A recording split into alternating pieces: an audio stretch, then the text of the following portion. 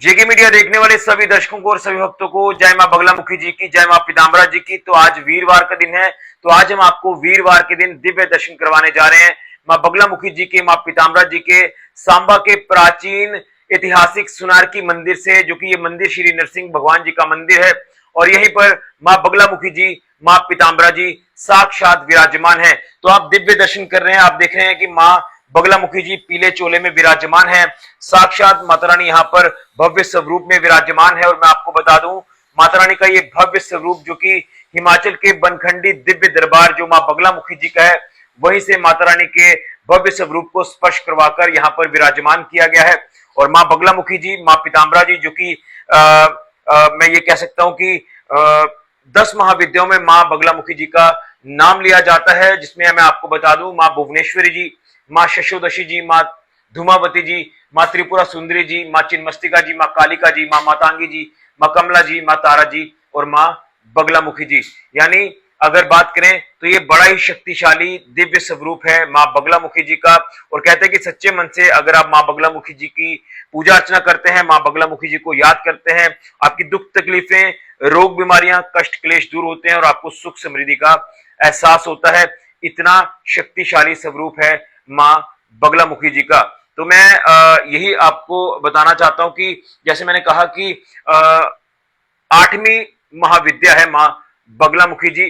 तो जैसे मैंने कहा कि 10 महाविद्याएं हैं, तो मां बगलामुखी जी का ये 8वां स्वरूप है, 8वीं महाविद्या है। तो मैं आपको ये भी बताना चाहता हूं कि यहाँ इस मंदिर की बात करें, यहाँ अलग अलग जो मां बगलामुखी जी के मंदिर हैं, यहाँ पर भारी तादाद में भक्त जो है वो माथा टेकने के लिए पहुंचते हैं, मां बगलामुखी जी का आशीर्वाद प्राप्त करते हैं और पुण्य के भागी बनते हैं।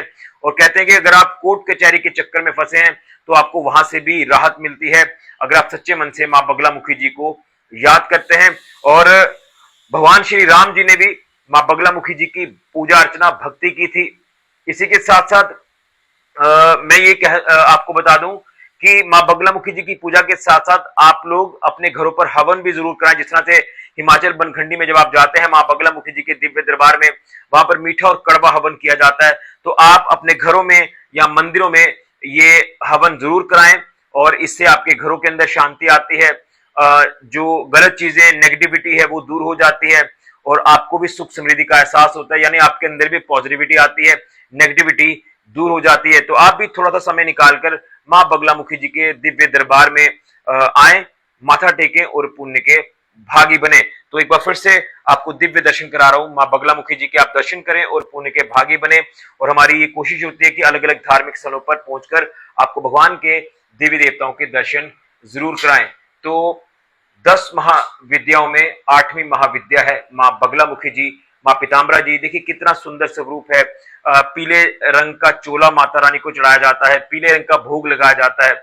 और आप देख रहे हैं कि यहाँ पर पीले रंग का एक खास महत्व जो है वो माना जाता है। इसलिए सभी से कहूंगा कि थोड़ा सा समय निकालकर मां बगलामुखी जी की पूजा अर्चना जरूर करें, विधिवत तरीके से, सच्चे मन से, और आपको लाभ जरूर मिलेगा। जैसे मैंने कहा कि दुख तकलीफें, रोग बीमारियां, कष्ट क्लेश दूर होंगे और किसी भी तरह की चिंता परेशानी है आपको तो आपकी परेशानियां दूर हो जाएंगी, आपके अंदर पॉजिटिविटी आएगी।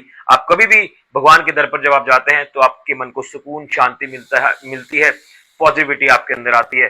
तो सभी से कहूंगा कि सच्चे मन से भक्ति करें मां बगलामुखी जी की, मां पीताम्बरा जी की। तो आज के दिव्य दर्शन सांबा के प्राचीन सुनारकी मंदिर से, यहाँ पर माता बगलामुखी जी साक्षात विराजमान है।